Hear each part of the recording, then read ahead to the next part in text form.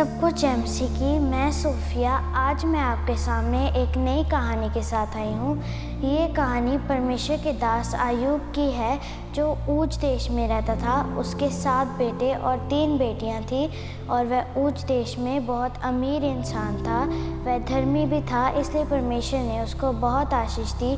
फिर एक दिन शैतान ने परमेश्वर से कहा, तेरा दास अय्यूब इसलिए तेरा भय मानता है क्योंकि तूने उसको बहुत कुछ दिया है।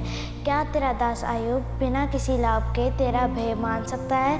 फिर परमेश्वर ने शैतान से कहा कि जो कुछ उसका है वह सब तेरे हाथ में है, बस उसके शरीर को हाथ लगाए बिना उसके साथ जो चाहे वो कर सकता है।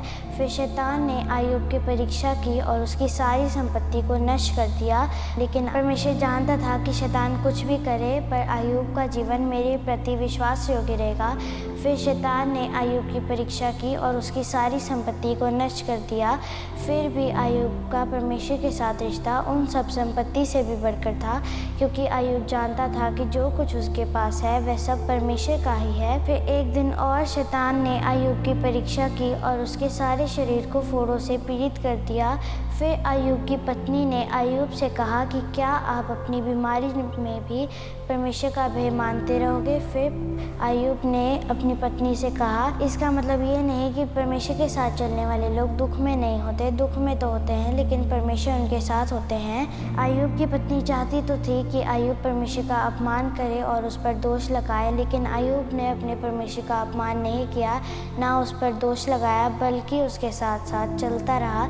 फिर अय्यूब के दोस्तों को पता चला कि अय्यूब बीमार है, तो वह उससे मिलने आए और उसे ऐसे सवाल करने लगे जो उसके विश्वास को कमज़ोर कर सकते थे। फिर वह उसकी बीमारी को देखकर उदास हुए और उसे कहने लगे, एक धर्मी व्यक्ति इस तरह की बीमारी में नहीं होते, ज़रूर तूने कोई पाप किया है, इसलिए तू अपने पापों का पछतावा कर, फिर परमेश्वर तुझे चंगाई देगा। लेकिन अय्यूब अपने आप में जानता था कि ये बात तो नहीं हो सकती, क्योंकि मैं तो धर्मी मनुष्य हूँ और परमेश्वर का भय मानता हूँ।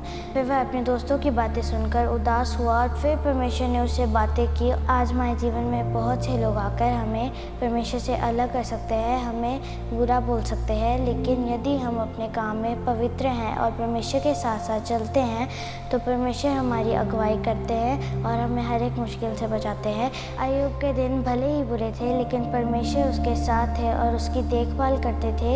अय्यूब का सब कुछ खोने के बाद भी उसने परमेश्वर को नहीं छोड़ा, बल्कि उसके साथ साथ चलता रहा और उसकी प्रेजेंस का आनंद लिया और अपने दोस्तों के लिए भी प्रार्थना करता रहा। इसलिए परमेश्वर ने उसको बहुत आशीष दी और उसका सब कुछ खोया हुआ वापस कर दिया। ये कहानी हमें ये सिखाती है कि एक सच्चे दास के जीवन में सिचुएशंस ऑपोजिट हो सकती हैं, लेकिन परमेश्वर उनके साथ होते हैं और उन्हें हर एक मुश्किल से बचाते हैं। इसलिए आइए हम सब परमेश्वर का भय मानें और बुराई से दूर रहें और अपने नेगेटिव टाइम्स में भी परमेश्वर पर आशा रखें और आशीष पाएं। आमीन। God bless you all. हम फिर मिलते हैं बाइबल के एक नई रेवलेशन के साथ।